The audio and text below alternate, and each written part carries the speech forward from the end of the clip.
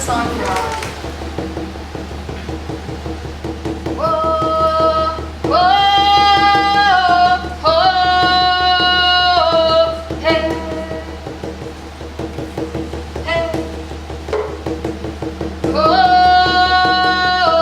whoa, hey, hey, whoa.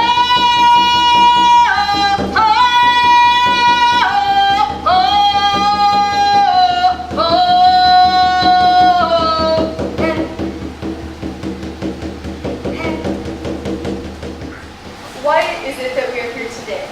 There's this myth in our society that young people are apathetic.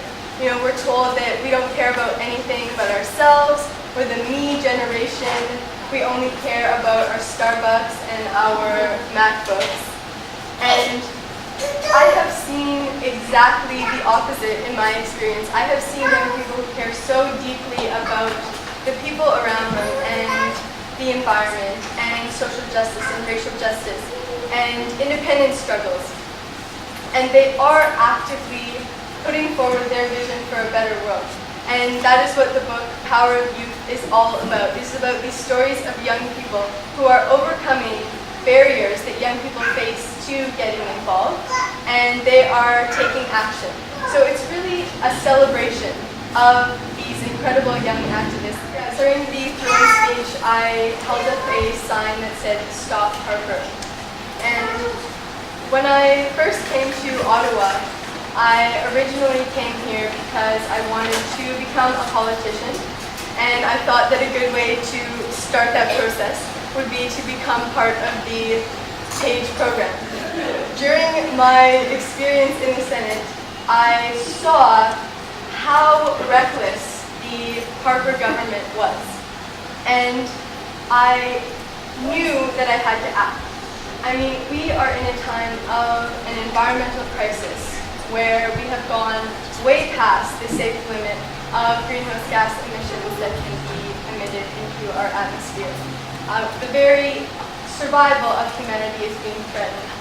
And then to see the Harper government expanding the tar sands when we need to be moving in completely the opposite direction, transitioning towards a clean and just future for everybody, not just those who can afford it.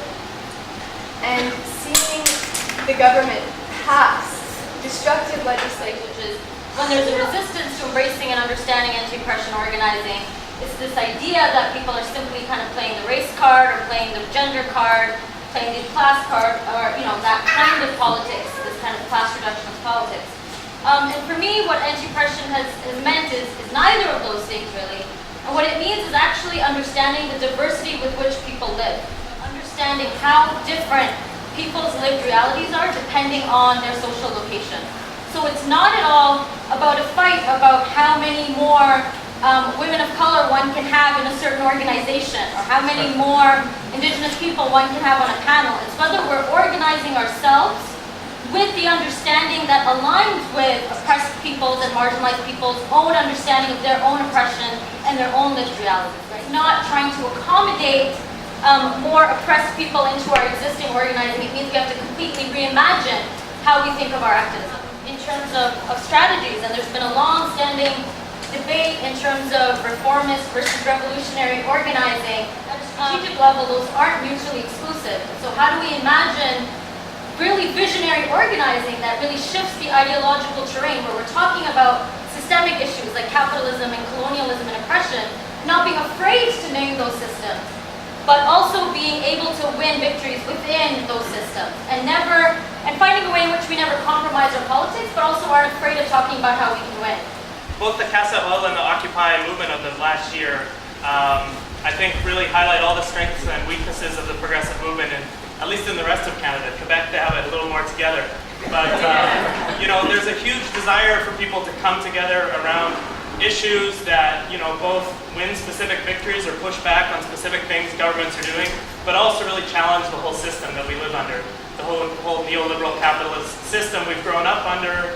Now a couple generations have grown up under this idea that there is no alternative. So both Occupy and the Casa Oils, I think, are just little flickers of what's possible when we get ourselves organized. And I think The last 6 months, we've all been recharged and inspired and sort of reimagined what's possible in our movements and in our struggles because of the Quebec Printemps et Hive, the Maple Spring.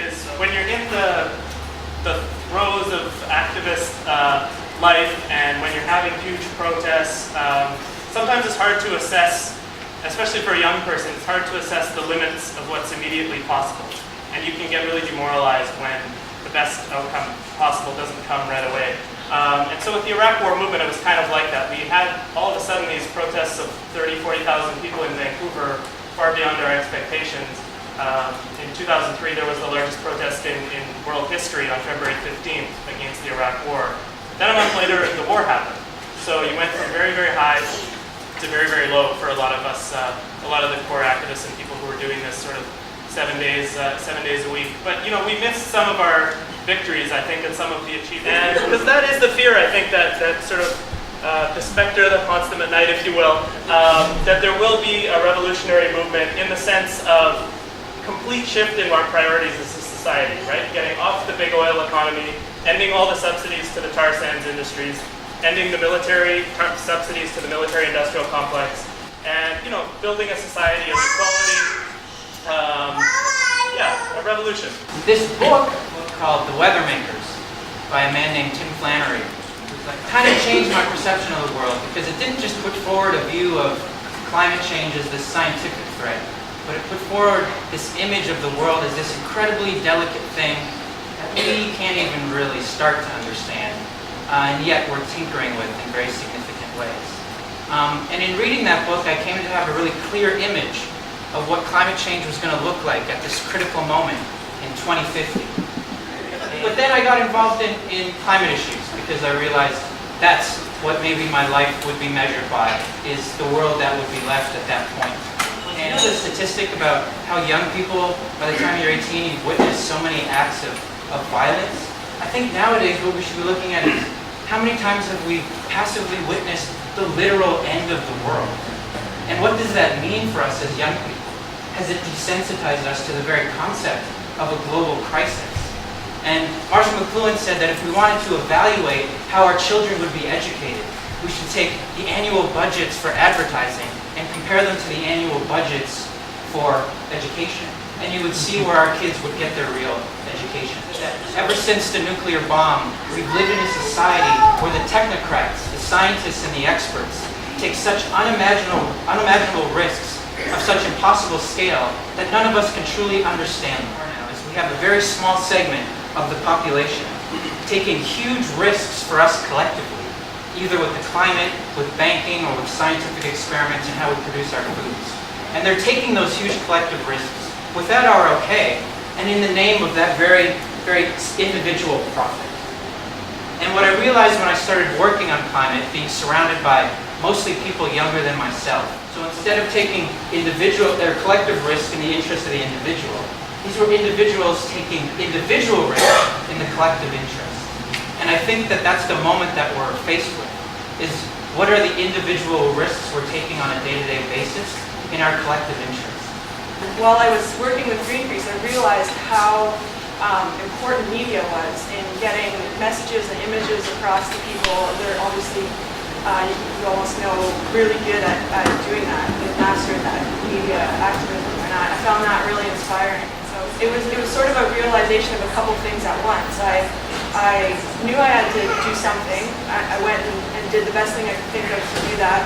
I realized I needed a tangible skill, so I went and figured out how to do that. I learned media, and I wanted to be creative, and so I started a company where I could be creative on a regular basis. And so that was my path. That's what I needed to do for it to all make sense for me, and so I could devote my life to this now. And I think that that's possible for everybody. I think everybody can make that equation and figure out how their life can fit in with this type of work, because we need more people. We need everybody to do this type of work for it to be successful. And we based all of our work on that idea, on this idea of that this generation is ready to see something new, and they're ready to help build it, and they're ready to work together, and it's just a matter of time until we reach that critical point to where, I mean, it's already happening in my mind. The media doesn't report it, but there's incredible things that are happening where people are building new energy systems and new forms of living and new ways of creating society. We use media to create this consciousness and to create an alternative voice for our generation, knowing that a lot of the things that are said about our generation are meant to keep us down and keep us feeling bad about ourselves, like we're self-indulgent, self-focused people, and like Bridge said, my experience has been the opposite. And how can we say young people are apathetic when there are hundreds of thousands of students who are mobilizing for free education for everyone? And we see how this is happening in Chile, this is happening in Greece, this is part of a global awakening of so many different young people. And we have seen this as well in spaces in Canada, where there has been Occupy movements, and there has been amazing resistance against Enbridge, and there has been a real convergence of movements around these things.